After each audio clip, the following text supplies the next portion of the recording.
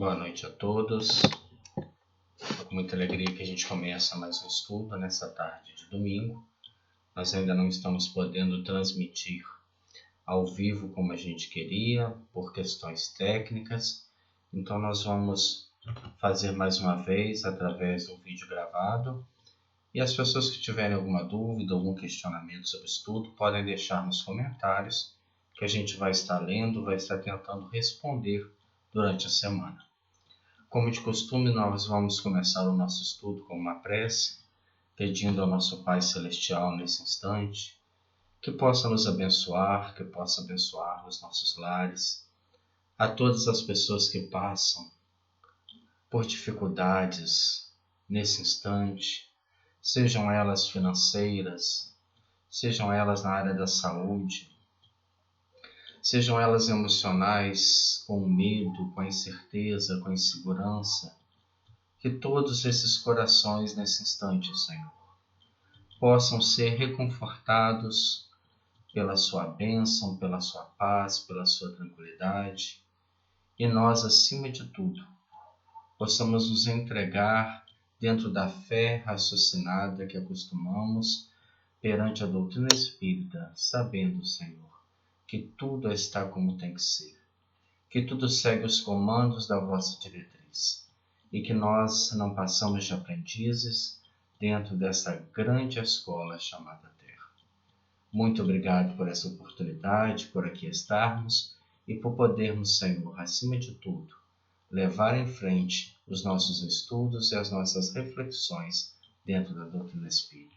Que assim seja, Senhor. Na semana passada, nós estávamos estudando o capítulo 24, intitulado Na Obsessão. E ficamos aí com a última partezinha dele, com o subtítulo Doutrina Espírita.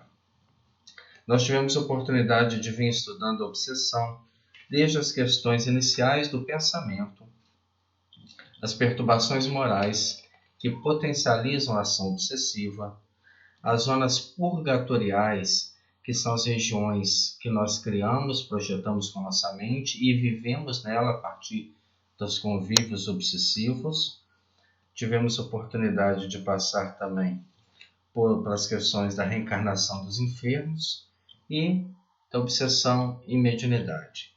Cabe-nos, nesta noite, encerrando esse capítulo, a questão sobre doutrina espírita e o tema obsessão, que André Luiz trabalha nesta obra. Diz ele para nós: forçoso é considerar que a atividade religiosa digna e venerável em qualquer setor da edificação humana exprime socorro celeste aos desajustes morais de quantos se demoram na reencarnação, buscando uma restauração preciosa. Nós vemos que a reencarnação ela tem um objetivo muito grande na nossa vida. É ela, por exemplo, que determina o caminho que nós temos que seguir, porque são nos impulsos naturais provenientes da reencarnação que nós compreendemos o que ainda nos falta adquirir, quais são as nossas quedas morais, quais são as nossas dificuldades de adaptação, de relacionamento. Então tem a reencarnação um papel muito importante nessa dinâmica da vida de aproveitamento. Aqueles que acreditam que nós não temos mais do que uma única existência têm um peso muito maior na sua vida, porque precisam adquirir a pureza dentro de um espaço muito menor de tempo. Nós que somos reencarnacionistas, que temos na reencarnação um caminho para se adquirir a luz, a pureza espiritual e o domínio de todas as ciências e de todos os conhecimentos, sabemos o quão importante essa existência. E como é importante essa autoanálise para ver as nossas tendências, o que nos vem como impulso, o que nos representa esses impulsos, as heranças da onde convivemos, fomos nas zonas purgatoriais, fomos nas nossas escolhas passadas, nas questões do próprio pensamento, para que a gente possa se depurar melhorar as nossas qualidades de companhia espiritual, nos liberando do processo de obsessão. E ele continua dizendo para nós: e compreendendo que elevada percentagem das personalidades humanas traz, no imo do próprio ser, raízes e brechas de comunhão com o pretérito de sombra, por meio das quais são suscetíveis de sofrer os mais estranhos processos de obsessão oculta. O que ele quer dizer por obsessão oculta? Aquela obsessão que nos surge por um impulso natural da alma. Quantas vezes nós nos pegamos dizendo: eu não sei como eu fui capaz de pensar isso, de reagir dessa forma. Não é comum da minha vida ser assim, mas em algum lugar isso ainda repercute. Em algum lugar há uma ressonância, porque eu trago de alguma vivência, de alguma experiência infeliz do passado, esse tipo de comportamento, esse tipo de instinto que naturalmente vai ser motivado por essas obsessões ocultas, por essas correntes mentais que varrem o planeta. O nosso posicionamento, por exemplo, diante de um crime, diante de um escândalo de corrupção, as nossas posições a respeito da própria cenário, do nosso país, demonstram que, às vezes, uma agressividade, às vezes uma postura um tanto quanto de violência da nossa parte, porque a gente traz na alma essas heranças dos estágios inferiores. E elas surgem em nós como reflexos, como ressonâncias magnéticas do nosso próprio imo, da nossa própria alma. E isso vai influenciar na nossa personalidade, a tal ponto que em determinado momento você vai falar assim: eu não sei como é que eu fui capaz de fazer isso. Porque, na verdade, naquele momento, eu dei força a esse ímpeto. Eu não combati, eu não utilizei da fé que eu professo, dos conhecimentos que eu venho adquirindo, e isso fez com que emergisse do passado as nossas próprias viciações. Naquele diálogo de Jesus com o obsidiado, que morava num túmulo, e Jesus, olhando para ele, pergunta: quem és tu? E ele diz: nós somos legião, porque somos muitos que moramos nesse corpo.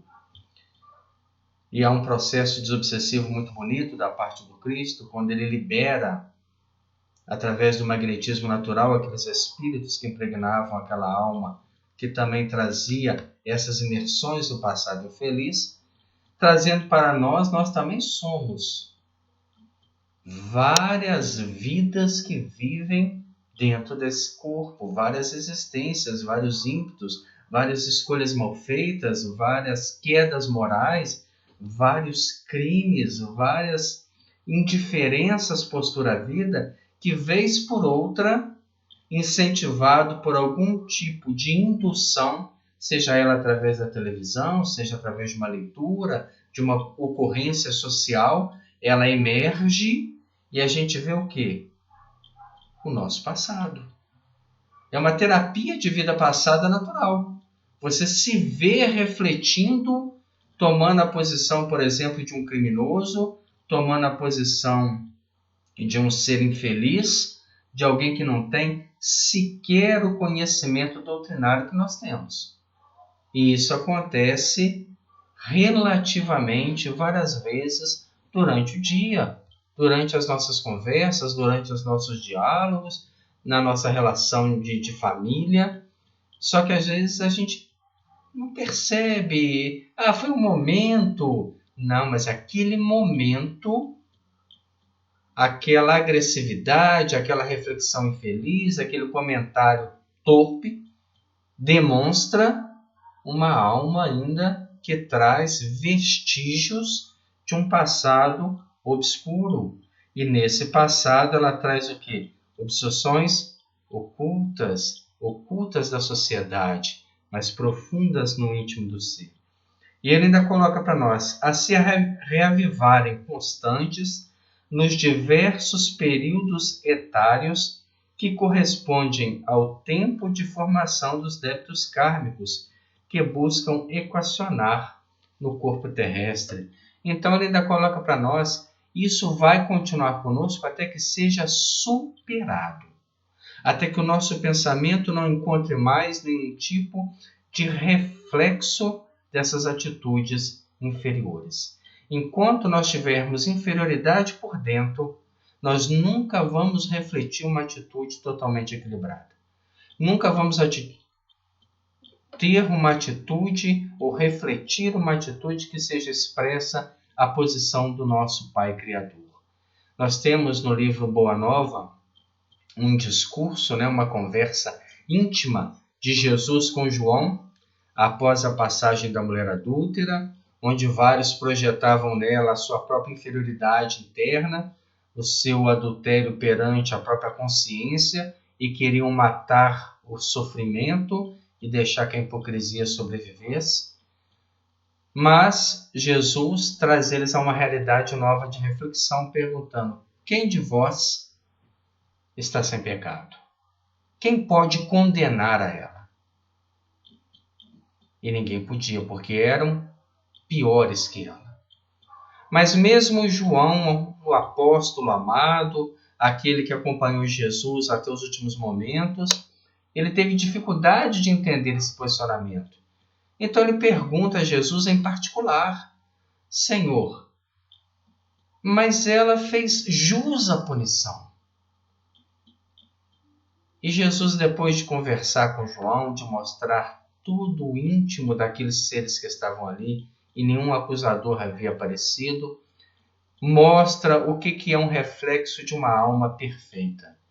Ele termina a sua fala com João dizendo: João, em todas as situações, eu prefiro acreditar no bem. Porque ele só reflete o bem. Ele já não tem mais que lutar contra esses pensamentos inferiores que nos assaltam, que fazem parte da nossa existência, da nossa vida, que fazem parte ainda da nossa essência. Nós lutamos, a gente pensa e aí para aquele pensamento, reconstrói um outro, busca ajuda na oração, fala bem da pessoa, mesmo ainda enxergando dificuldades. Não, mas é uma pessoa que tem qualidades que eu desconheço. Ah, mas está fazendo uma opção de coisa errada. Não importa, não cabe a me julgar, não estou no lugar dela, não sei quais são os fatores que a mobilizam para isso. São exercícios, porque ainda não vem de uma alma totalmente pura. Quando ela se tornar pura, ela vai enxergar isso com naturalidade. Agora, o que eu não posso é alimentar os instintos inferiores. Porque aí a existência, a reencarnação, ela não está, para mim, fazendo uma restauração precisa. Ela está me mantendo nos mesmos meios e nas mesmas práticas que me deixaram a esse ponto espiritual que eu estou até hoje. Eu não posso resumir a encarnação apenas como uma existência sem propósito. Se nós não tivéssemos o conhecimento espírita ao ponto que temos, talvez não fizesse diferença. Mais uma vida, menos uma vida. Mas nós, nas palavras de Joana de Ângeles, no livro Após a Tempestade, quando estávamos no mundo espiritual e ventilou-se a ideia que a doutrina espírita, que o Consolador prometido viria para a Terra, nós nos inscrevemos. Nós nos candidatamos à oportunidade de uma existência que fosse diferenciada. De uma existência que fosse voltada para eliminar reflexos inferiores. É por isso que André Luiz toca nesse ponto da obsessão. Porque nós também trazemos essas influências inferiores, porque alimentamos na alma todo um processo, todo um campo produtivo para que essas experiências ainda sobrevivam dentro de nós. E ele termina dizendo esse parágrafo: é justo encarecer, assim, a oportunidade e a excelência do amparo moral da doutrina espírita, como recurso mais sólido na assistência às vítimas do desequilíbrio espiritual de qualquer matiz, por oferecer-lhes, no estudo e no serviço santificante, o clima indispensável à transmutação e harmonização, com que se recuperem no domínio dos pensamentos mais íntimos para assimilarem a influência benéfica dos agentes espirituais da necessária renovação. E aí a gente pega novamente a instrução do Espírito de Verdade quando ele diz: Espíritas, amai-vos, eis o primeiro ensinamento. Instruí-vos, eis o segundo. Será que a gente transforma pelo menos parte da nossa vida no estudo que nos liberta da ignorância, não da ignorância cultural, mas da ignorância de postura diante da vida, e num serviço santificante? Nós admiramos, igual temos aí na imagem, o trabalho de Divaldo Franco com as crianças, mas é alguém que quis, que decidiu, que trabalhou, que não ficou só na vontade, que teve dificuldade, que teve uma série de problemas até chegar a esse ponto, mas por acreditar e por se candidatar ao bem, alcançou esse ápice. O problema é que na maioria das vezes nós estamos no verbalismo inoperante. Estudamos a doutrina espírita há anos, frequentamos a casa espírita por diversas décadas de trabalho. Mas o que fazemos de serviço edificante? Se não fazemos para o próximo, talvez nem para nós mesmos. Porque vivemos numa hipocrisia social, vendendo a imagem de santos, mas na intimidade ainda preso a todos os valores e a tudo aquilo que não nos edificou. Então, de que nos está valendo a reencarnação? Ele termina esse capítulo da obsessão com essa reflexão. Se nós estamos reencarnados dentro da doutrina espírita, temos uma biblioteca de mais de 5.000 obras para ser estudada, e fazendo isso, que tipo de serviço edificante estamos fazendo, estamos projetando? Será que trazemos para nós as reflexões? Ou pegamos esse estudo e dizemos: nossa, fulano que precisava escutar isso, fulano que tinha que estar na casa espírita hoje, e não nós. Então, se há uma cura para a obsessão, ela está no estudo da doutrina espírita e no serviço edificante. Obsessor nenhum suporta esse tipo de comportamento, esse tipo de produção espiritual para a nossa própria vida. Nós vamos começar agora, então, o capítulo 25, que é o penúltimo capítulo dessa obra, Mecanismo da Mediunidade. Lembrando que nós já temos a obra Nos Domínios da Mediunidade para começarmos a estudar logo que se encerra essa parte. Eu já estava programado nas nossas reuniões, né?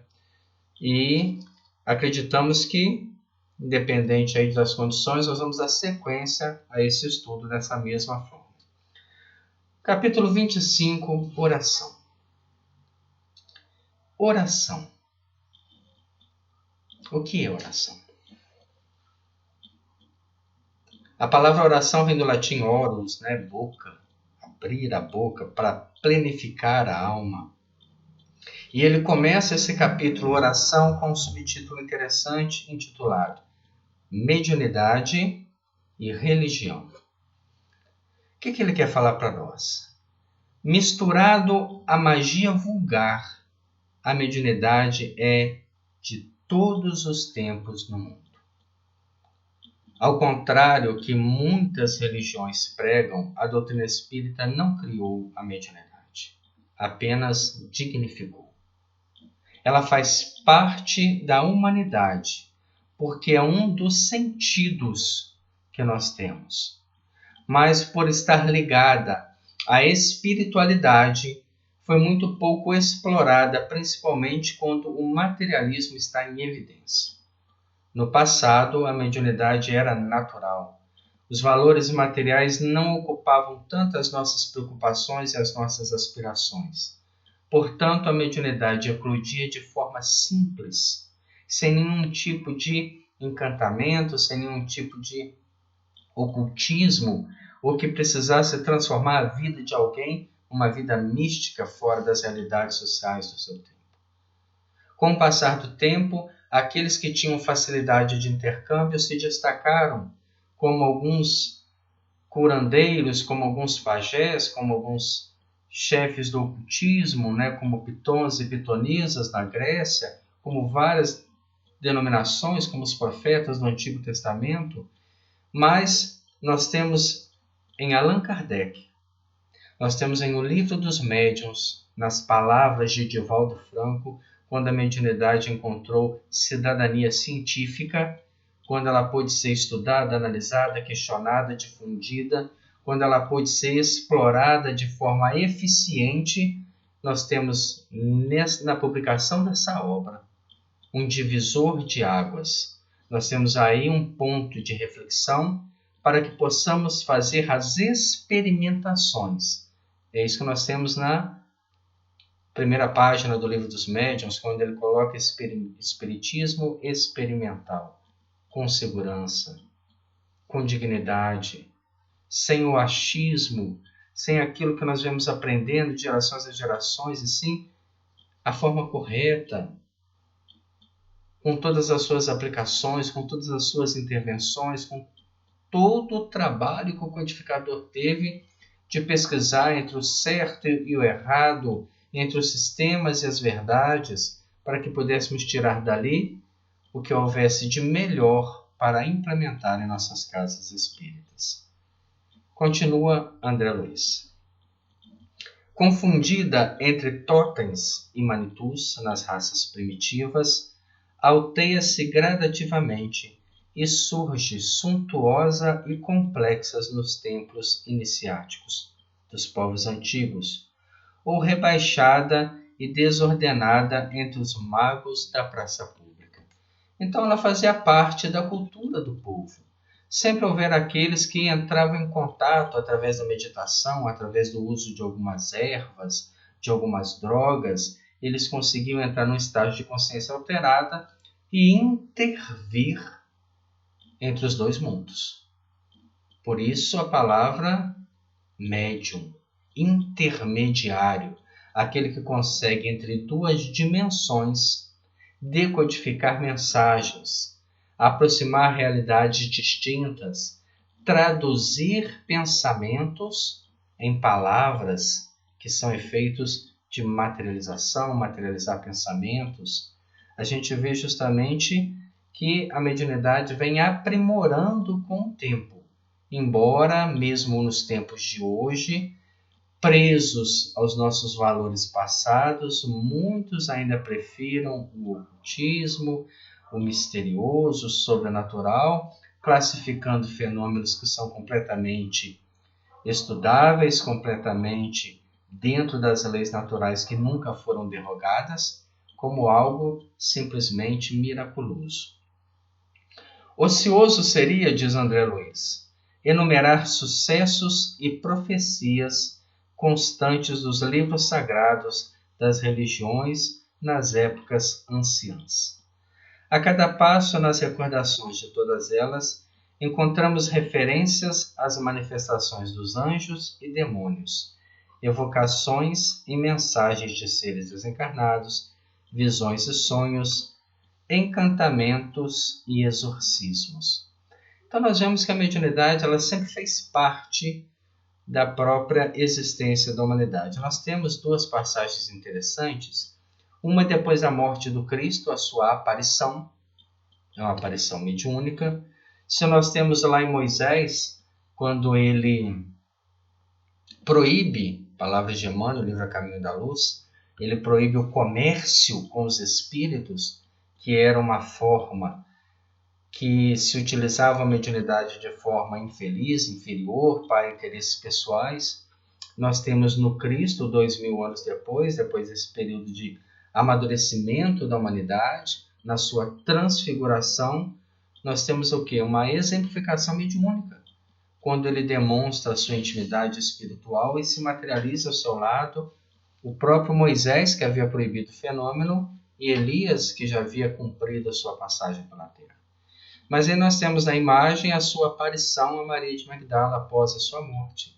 É uma aparição, é um fenômeno de tangibilidade do Espírito. Ele se torna visível para ela, mostrando a sobrevivência, mostrando que tudo aquilo que havia ensinado não estava perdido. E nós temos aí do lado a imagem de Nero, que foi imperador romano, e traz na sua biografia uma história de uma pessoa muito perturbada espiritualmente, né?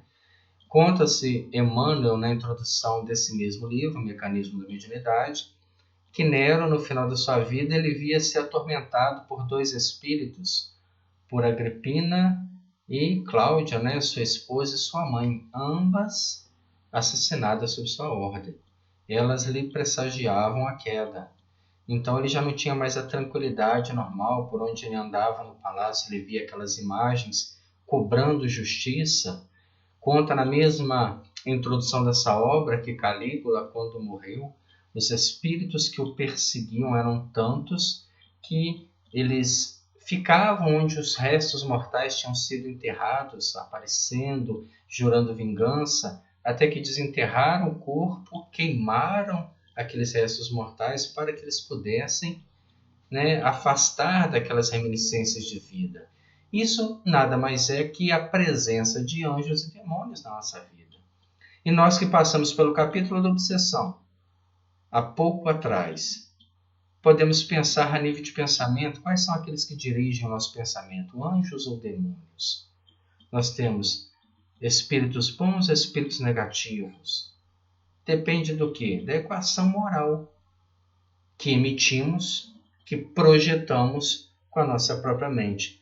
Toda pessoa que se comporta de forma imatura, irresponsável, indiferente, vai trazer consigo criaturas desse nível.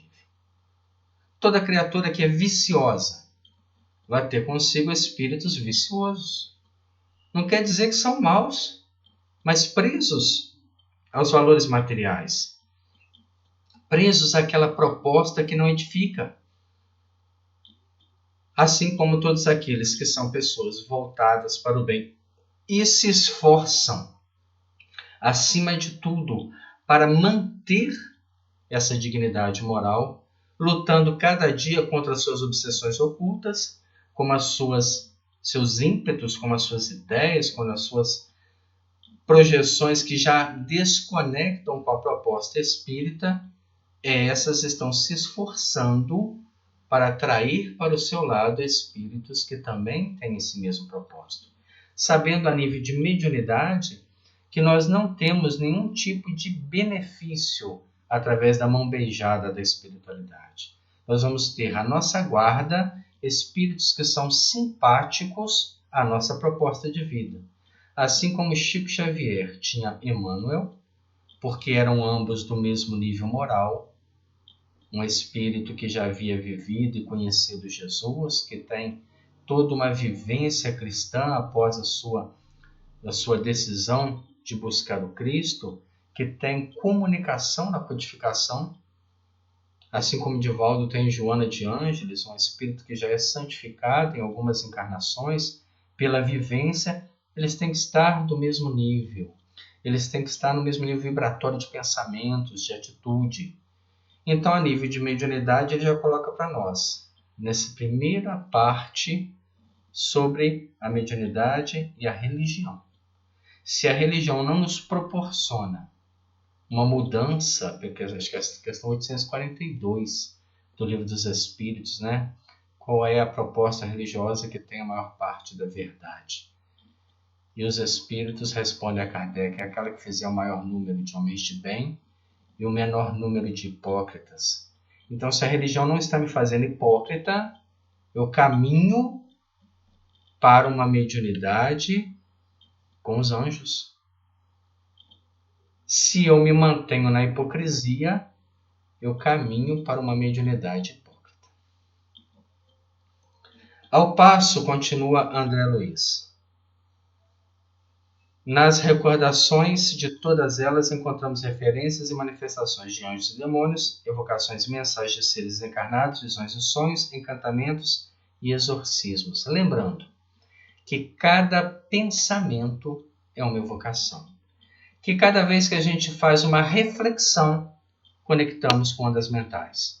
Então, se alguém conversa conosco e fala algo que a gente não devia nem dar importância, que está falando da vida de alguém, e a gente, por curiosidade, quer saber por quê, como, quando, nesse momento estamos fazendo toda uma conexão inferior. Ao passo que se você acorda ali, opa, não é esse o caminho, muda a sua postura mental, fala, não, o que você falar não vai edificar em nada, não vai ser útil em nada, eu prefiro não ouvir. A gente começa a cortar o chamado mal pela raiz. Reflexo condicionado e mediunidade. Em toda parte, desde os amuletos das tribos mergulhadas em profunda ignorância até os cânticos sublimados dos santuários religiosos dos tempos modernos, vemos um reflexo condicionado facilitando a exteriorização de recursos da mente para intercâmbio com o plano espiritual. E aí ele vai falar para nós algo muito interessante. Tudo aquilo que faz a nossa mente refletir, que faz com que nós tenhamos pensamentos, está nos levando a uma condição de evocação. E nós vamos ter pensamentos e evocações de acordo com os valores da nossa alma. Eu estou assistindo, por exemplo, a um programa na televisão. E esse programa tem uma proposta de conteúdo que não é edificante. Eu acho que eu estou vendo sozinho, mas não estou. Naquele momento, a reflexão da minha alma faz com que ondas eletromagnéticas conectem-me com toda uma realidade de ondas que estão naquela dimensão do pensamento. Então, naquele momento, nós estamos quanticamente ligados a uma população incalculável. Quando nós estamos, por exemplo, lendo um livro, e esta leitura nos faz pensar positivamente, nos dá vontade de prosperar espiritualmente, materialmente, como ser humano, com dignidade, nesse momento a minha mente está sendo elevada a uma proposta de pensamento superior. E aí eu estou construindo toda uma caminhada melhor. É importante a gente parar para pensar nessas situações, porque às vezes a gente acha o seguinte, eu no meu pensamento eu estou sozinho, eu tenho a liberdade. Claro que eu tenho liberdade, mas eu nunca estou sozinho. Eu sempre estou fazendo conexões, eu sempre estou absorvendo potenciais, de pensamento e de propostas que não me edificam ou que me edificam plenamente. Quando eu estou numa reunião pública e não estou dormindo no estudo, naquele momento, cada reflexão que eu estou fazendo me promove uma condição espiritual que facilita a espiritualidade, cirurgias espirituais de ordem diversa. Chico Xavier dizia que numa conversa íntima com o Dr. Fritz Espírito, ele afirmou que no momento das reuniões públicas, quando as pessoas fixam a atenção e remetem uma condição mental favorável, elas facilitam ou facultam a espiritualidade, doação de ectoplasma e cirurgias no campo perispiritual. O passe é uma complementação do trabalho, mas o trabalho da reflexoterapia, que é feita dentro da reunião pública, é muito mais importante. Mas aí qual é a nossa postura mental dentro dessa reunião? Nem sempre a gente está ali focado. Na maioria das vezes a gente está ali por estar. Eu tenho que ir, eu tenho compromisso com a doutrina espírita, eu sou obrigado a ir no centro. Não, de forma nenhuma. Ou então eu chego lá e fico indiferente, ou porque eu não gosto da pessoa que está fazendo o estudo, ou porque o tema não me diz nada, e eu deixo que a minha mente vá vagueando para outros lados. eu acabo não aproveitando nada. Então, o reflexo condicionado está ligado diretamente às projeções mentais. E aí a gente vê nas próprias figuras o que o Espírito André Luiz vai dizer para nós. Talismã e altares, vestes e paramentos, símbolos e imagem, vasos e perfumes não passam, palavras de André Luiz, de petrechos destinados a incentivar a produção de ondas mentais. São indutores.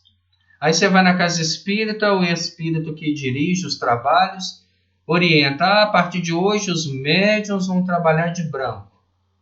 Não, isso é um reflexo condicionado do espírito. Não tem nada de doutrinário nisso. Isso é justamente para, naquele momento, a sua mente ser induzida a uma condição diferente da normalidade. Não é a cor da roupa, não é nenhum tipo de ornamentação, nenhum tipo de altar, de paramento, que vai nos facultar um estado mental superior. Mas,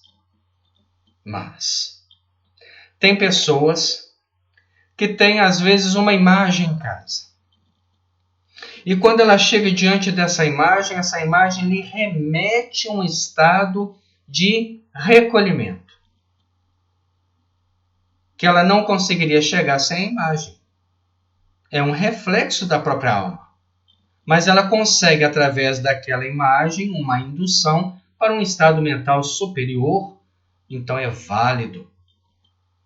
Nós não podemos encher a casa espírita de condições materiais para trabalhar questões espirituais. Não. A proposta da doutrina espírita é uma proposta libertadora. Nós temos que estudar as nossas questões de esforço mental, de buscar através da meditação, da contemplação, da reflexão do Evangelho, mas aqueles que ainda precisam dessas condições para elevar a alma, não quer dizer que são mais atrasados que nós em nada. E às vezes fazem até melhor. O que ele está colocando para nós? Que nada disso é mais importante que a nossa projeção mental. Eles são indutores, da mesma forma que uma leitura do Evangelho pode ser um indutor, desde que eu deixe que ela me proponha uma reflexão. Nesse ou naquele sentido, atraindo forças do mesmo tipo que as arremessadas pelo operador dessa ou daquela cerimônia mágica ou religiosa e pelas assembleias que acompanham visando certos fins. É assim que se dá a cura. A pessoa chega, por exemplo, numa sala de passe, mas ela está totalmente despreparada para aquele trabalho. Ela não foi orientada do que é o passe. Acha que o passe é uma fórmula mágica, que ela não tem nenhum tipo de compromisso mental depois daquilo ali. O que vai acontecer com ela? Ela recebe, naquele momento ela se condiciona, ela atinge um equilíbrio orgânico, um equilíbrio mental, um equilíbrio emocional, mas basta ela sair da casa espírita ou mesmo sair da sala de passe para deixar que as suas ondas mentais, que as suas reflexões desçam ao nível da mediocridade. Ela sai da sala de passe, se encontra com desafeto e fala, nossa, eu não gosto dessa pessoa, o que essa pessoa está buscando aqui? Nesse momento ela jogou fora todo o tratamento que ela recebeu. Então não existe mágica. Ninguém vai transformar outra pessoa com passe, nem com trabalhos de ordem mediúnica. O Evangelho promove essa transformação.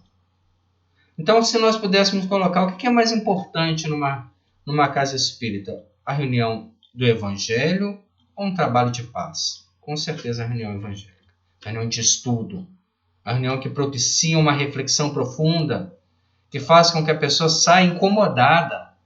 Porque se nós não sairmos incomodados de uma reunião pública, é sinal que o Evangelho ainda não foi compreendido. Se eu fui lá, o orador falou sobre o perdão e eu saio sorrindo, ou eu sou uma pura que estou perdida aqui na Terra, ou eu não entendi nada. Porque o natural é eu ir, escutar aquilo tudo e falar assim, meu Deus, Como eu preciso ainda ser diferente. Aí sim eu estou num reflexo condicionado de ordem superior. É por isso que está lá no Evangelho, no capítulo 20, que os espíritas verdadeiros, a mensagem de Erasto, são reconhecidos pela força que fazem para vencer a si mesmo, as suas más tendências, as suas más ligações. Aí a gente fica naquele esforço contínuo. Eu saio da casa espírita com aquela reflexão na mente. Aí você encontra um desafeto e pensa, meu Deus, um de nós dois está errado. E se hoje eu tenho conhecimento, mais errado sou eu. Cabe a mim compreender. Aí sim está acontecendo o quê? A mágica, né, que a gente gostaria que acontecesse. Que o passe retirasse de nós tudo de ruim. Não, mas a nossa mente continua criando. Então tem que ter uma reeducação, uma repostura, um empoderamento pessoal para que a gente conquiste a libertação através do próprio pensamento reeducado. E compreendendo, continua André Luiz, que semelhantes se atraem, o bruxo que se vale da mandrágora para endereçar vibrações deprimentes a certas pessoas, a esta procura induzir a emissão de energias do mesmo naipe com que, à base de terror, assimila correntes mentais inferiores, prejudicando a si mesmo. Aí nós vemos o seguinte: quantas vezes nós saímos de casa e às vezes observamos nas mediações alguma oferenda, algum despacho, aquilo que nós classificamos superficialmente de macumba. Aliás, cumba é uma palavra do dialeto congo, né, que quer dizer trabalho espiritual. E a macumba seria um mau trabalho espiritual. Então, quando a gente vê aquilo ali, primeiro sentimento que aquele que não tem uma firmeza espiritual sente é medo. Passa do outro lado da rua, faz sinal da cruz quando é católico, tentando, através de uma postura exterior, não se envolver com vibrações de nível inferior. Mas naquele momento, essas pessoas que fazem esse tipo de irradiação de energia, eles projetam. Essa energia vai direcionada pelo pensamento. E ela vai procurar ressonância. Se ela não encontra ressonância, ela retorna. E essa carga de maldade, de prejudicar, de impedir, de limitar, acaba envenenando o próprio ser. Ao mesmo tempo, ele coloca para nós: sempre que não possui integridade de consciência tranquila. Então a pessoa fala assim, poxa, então quando alguém me faz o mal, não precisa ser uma oferenda, nada, um pensamento. Um pensamento mal de alguém é uma macumba. É um mau trabalho espiritual, porque eu projetei energias mentais de ordem inferior, direcionei para uma pessoa da qual estou pensando negativamente e projetei. Essa energia viaja, atinge essa pessoa. Se essa pessoa, ele ainda coloca aqui, não possui integridade de consciência tranquila, ela absorve. E o que é uma integridade de consciência tranquila? É alguém que está em paz com a sua própria consciência. É alguém que está fazendo o bem no limite da sua força, evitando o mal no limite da sua força. Ah, mas então eu não estou, eu vou receber, vou receber e ao mesmo tempo vou irradiar também. Então há uma compensação de energias ruins que varrem o nosso planeta. A gente liga a televisão, vê a imagem de alguém e fala, nossa, eu detesto essa pessoa. O que eu fiz? Macumba. Projetei energia ruim, coloquei sentimentos ruins e projetei. Essa pessoa que não tem integridade de consciência absorve e ao mesmo tempo projeta em outra, que absorve, projeta numa outra e assim vai varrendo o nosso planeta. Aí você pega o evangelho, vai lá na reunião pública, lá no centro, o orador pega o evangelho, está escrito lá. Porque ninguém sai dessa terra sem pagar centil por centil que deve. Aí eu começo a pensar, poxa, será que não está na hora de eu parar de fazer macumba? Parar de ficar pensando mal dos outros? Ah, mas é um reflexo da minha alma, não está na hora de mudar? Será que com todo o conhecimento que eu tenho e com a proposta que foi me dada, não está na hora de mudar? É um pensamento que a gente precisa começar a refletir. Aí ele continua para nós. O sacerdote de classe elevada, toda vez que aproveita os elementos de sua fé para consolar um espírito desesperado, está impelindo a produção de raios mentais enobrecidos, com os quais formam o clima adequado para a recepção do auxílio da esfera superior. Então, o sacerdote, ele ainda coloca para nós aqui, né? De classe elevada. Porque não é um sacerdote que se veste como sacerdote. É um sacerdote que vive como um sacerdote. Esse é o de classe elevada. Esse que atende uma pessoa, que evita um suicídio, que socorre uma alma sofrida, que enxuga uma lágrima, que alimenta um faminto. Esse produz energia curadora. A tal ponto que o seu contato, a sua presença, modifica as estruturas à sua volta. Lembra da passagem de Jesus no meio da multidão, onde todos queriam tocá-lo, e uma mulher que estava com fé, tocando a sua veste, consegue a cura? Ele projetava de si energia boa, mas as almas que estavam ali eram almas que estavam nesse estado, né? Sem a integridade de consciência tranquila. Quando encontra uma que estava, há a ressonância da energia. E ele percebe, no meio onde todos o tocavam, uma toca com fé, a ponto dele dizer que dele saiu virtude. Então, se nós espíritas, sacerdotes de classe elevada, né, fizermos essa produção, essa elevação mental, estaremos projetando cura. E aí ele continua para nós. O médico que encoraja o paciente usando autoridade e doçura, inclinam-o a gerar em favor de si mesmo oscilações mentais restaurativas. A pessoa vai no médico, ele pergunta, o que você tem? Intimando, de forma agressiva, porque está cansado, porque não está onde gostaria de estar.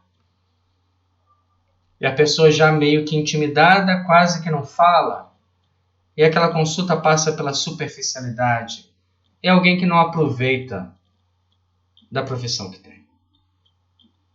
Agora, se ele com doçura no tratamento, mas com autoridade, faz com que aquela pessoa acredite que ela vai melhorar, ela melhora.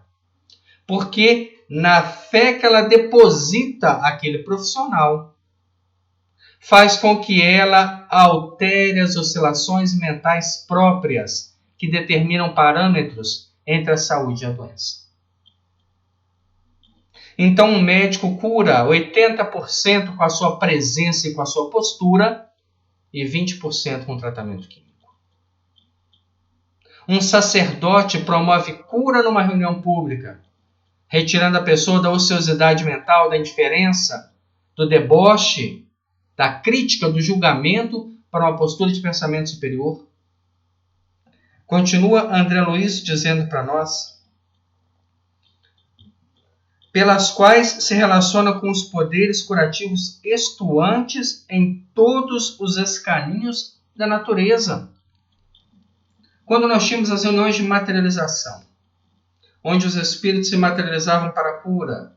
Nós dependíamos do ectoplasma do médium, dos assistentes e de todo um fluido natural retirado da natureza, dos elementais, das árvores, para promover a materialização para a cura, para a aplicação direta de energia, para a restauração de estruturas danificadas do perispírito e do corpo físico. Então nós precisamos entender essa conexão mental com a estrutura orgânica do nosso planeta. Vai mais a fundo ainda André Luiz dizendo: o professor, estimulando o discípulo a dominar o aprendizado dessa ou daquela expressão, impulsiona-o a condicionar elementos do próprio espírito, ajustando-lhe a onda mental para incorporar a carga de conhecimento que necessita. Qual que é a função de um professor na sala de aula? Ser um hipnotizador. Alinhar as mentes num nível para que elas possam, através do raciocínio, compreender uma proposta de educação. Assim é o mesmo dever dos pais. Assim é o mesmo dever dos religiosos, alinhar posturas mentais. Mas como é que você alinha essa postura mental se a sua postura comportamental não está alinhada? Como é que você educa um filho se você não se educou? Como é que nós vamos irradiar ondas mentais superiores se ainda estagiamos no medo, na superstição, no misticismo, no espiritualismo barato? Quantas pessoas que, mesmo sendo espíritas e raciocinarem dessa forma, procuram qualquer tipo de atendimento que resolva problemas, que traga aquilo que elas perderam, entre aspas? Se tudo é uma questão mental, se o universo é conectado por ondas, se aquilo que nós pensamos, irradiamos e trazemos para nós, está na hora de sabermos trabalhar com tudo isso. Se eu estou dentro da casa espírita que eu frequento, que eu trabalho, e se ali dentro eu não encontro a cura para o meu problema de saúde, para o meu problema de vida, é porque o próprio problema é a cura. É a projeção de uma alma doente num corpo que está filtrando, que está drenando aquela imperfeição. Aí eu procuro algum lugar que me retire os obstáculos para viver nas mesmas condições que geraram obstáculos. É um ciclo vicioso reencarnatório. Aí nós caímos lá na última parte do capítulo anterior, da obsessão oculta. De nada está valendo a proposta da doutrina espírita. Grandeza da oração. Observamos com todos os momentos da alma, seja no repouso ou na atividade, o reflexo condicionado ou ação independente da vontade que se segue imediatamente a uma excitação externa na base das operações da mente, objetivando desse ou daquele gênero de serviço. Daí resulta o impositivo da vigilância sobre a própria orientação, uma vez que a conduta reta sustenta o reto pensamento. E aí a gente para pensar. Primeiro que ele coloca para nós que o reflexo condicionado ele vai agir em nós, seja no repouso ou na atividade. Então o meu reflexo ele acaba trazendo os meus ímpetos, as minhas escolhas e as minhas decisões. Nem sempre elas estão expostas, mas mentalmente elas estão projetadas. E elas podem ser feitas a nível de consciência de vida ou de desdobramento espiritual. E aí ele coloca para nós apenas, somente a conduta reta sustenta um reto pensamento. Como a nossa conduta ainda oscila, através do medo, insegurança, incerteza, julgamento, indiferença, o nosso pensamento oscila. Quando nós alinharmos conduta e pensamento, aí sim estaremos caminhando de forma muito mais clara para uma proposta maior. A oração, qualquer que seja, continua André Luiz, o nosso grau de cultura intelectual é o mais elevado toque de indução para que nos coloquemos para logo em regime de comunhão com as esferas superiores. Então a oração é o momento que a gente quebra todo o nosso reflexo inferior, promove uma conexão de onda superior. Essa onda promove toda uma reflexão de saúde orgânica, de equilíbrio, colocando-nos logo em regime de comunhão com as esferas superiores. Por isso que toda oração é atendida por nosso Pai Celestial. Todo pedido é atendido. Talvez eu não entenda a resposta, mas é atendido. De essência divina, a prece será sempre o reflexo positivamente sublime do Espírito, em qualquer posição, por obrigá-lo a despedir de si mesmo os elementos mais puros que possa dispor. Então, por mais grotesco que seja o espírito, naquele momento de prece, ele consegue ainda projetar o que ele tem de melhor. Mesmo que a prece seja apenas um pedido. O Pai Celestial que nos conhece em profundidade, ele sabe que aquilo ali é o que nós temos de melhor naquele momento. E naquele momento ele acata o nosso pedido, a nossa atenção. No reconhecimento ou na petição, na diligência ou no êxtase, na alegria ou na dor, na tranquilidade ou na aflição, ei-la exteriorizando a consciência que a formula em efusões indescritíveis, sobre as quais as ondulações do céu corrigem o magnetismo torturado da criatura insulada no sofrimento educativo da terra, recompondo-lhes faculdades profundas. Então, se nós tivéssemos a dimensão do que é a prece, com certeza a gente estaria vivendo em prece. E viver em prece não é viver orando, é o trabalho no bem. Por isso que nós colocamos aqui a imagem do Dr. Bezerra de Menezes, que é alguém que viveu em oração, que a todo momento estava em oração.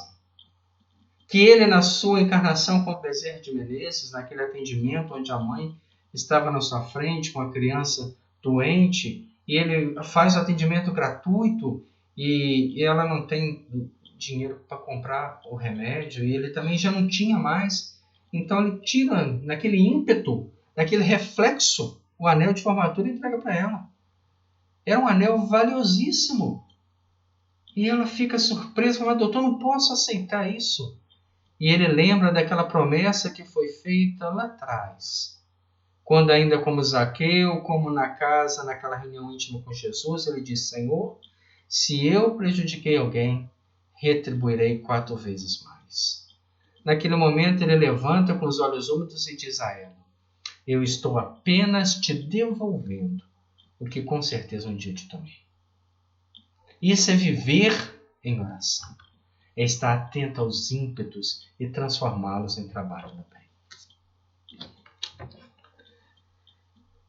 A mente centralizada na oração, encerrando aqui André Luiz, pode ser comparada a uma flor estrelar aberta ante ao infinito. Poético, profundo, real. Absorvendo o orvalho nutriente da vida e luz. Aliado à higiene do espírito, a prece representa acumulações de correntes mentais, arrojando-as à sublimação. Então, quando nós temos um momento de dificuldade na vida, onde as nossas ondas mentais estão completamente desconexas, e a gente ora e faz com que, como dizia aqui logo acima, as ondulações do céu corrigem o magnetismo torturado da criatura, insulada no sofrimento educativo da terra, recompondo-lhes as faculdades profundas. É a prece o nosso maior antídoto contra o sofrimento, contra o medo, contra a insegurança, contra a incerteza, contra a falta de perspectiva da vida. E quando a gente faz, através dessa conexão, tornando a nossa mente como uma flor como ele diz aí de forma até poética, né? É uma flor estelar ante o infinito que recompõe o nosso magnetismo torturado, aliado ao trabalho no bem. Com certeza estaremos caminhando para um estado de espírito superior, para um estado de projeção espiritual mais equilibrado, para uma saúde perfeita, para uma contemplação maior da divindade e para sermos intermediários das mentes superiores. Nós vamos parar por aqui o estudo desta noite, pedindo desculpa aí aos nossos irmãos por ainda não estarmos em condições técnicas de fazer ele ao vivo, mas qualquer pergunta, qualquer questionamento, deixe nos comentários, nós vamos ler todos, como fizemos na semana passada, e vamos tentar responder a todos para que possamos aprender cada vez mais juntos. Continue lendo essa obra, que é para nós realmente um divisor de águas a nível do pensamento e do comportamento cristão. Que possamos meditar sobre esses ensinamentos, agradecer a Deus a grande oportunidade que nos está sendo dada para essa encarnação de bênção, para essa encarnação que tem sido para nós um momento de grandes batalhas íntimas, mas de grandes conquistas também espirituais. Sabemos que passamos por um momento difícil, não a nível apenas de país, de cidade, mas a nível mundial, onde várias pessoas estão resgatando num desencarne coletivo através de uma doença. E nós sabemos que o nosso Pai Celestial acompanha de perto. Sonda cada coração. Sabe o momento de cada um de nós. E nós também, Senhor, por acreditarmos em Ti profundamente e por estarmos estudando a oração nesse capítulo, fechamos nossos olhos nesse momento e entramos em oração. Nós agradecemos, Senhor, por tudo que temos recebido, pelos dias que passamos próximos às nossas famílias, que têm sido dias tão proveitosos, porque estamos diante de almas que o Senhor nos confiou a diretriz e ao mesmo tempo o aprendizado na convivência. Como isso tem sido gratificante, Senhor. Nós passamos momentos onde podemos agradecer todas as dádivas que descem do céu sobre a nossa vida. Nós temos passado momentos cruciais, que tem sido para nós difícil, Senhor, de ver pessoas que perdem a vida por um ser microscópico e, ao mesmo tempo, ganham a vida da imortalidade que nos aguarda a todos. Nós te pedimos, Senhor, nesta noite, neste momento, onde todos estão refletindo junto, orando junto, que o Senhor possa nos abençoar. Abençoe, Senhor, o nosso planeta que passa por esse momento. Dai-nos a certeza e a confiança que, estando conosco, carregando-nos no colo nas pegadas da areia, estaremos vencendo muito em breve mais esse degrau de ascensão, independente da dimensão da vida que estejamos, continuaremos juntos. Muito obrigado, Senhor. Continue conosco hoje, agora e sempre. Que assim seja. Muito obrigado a todos.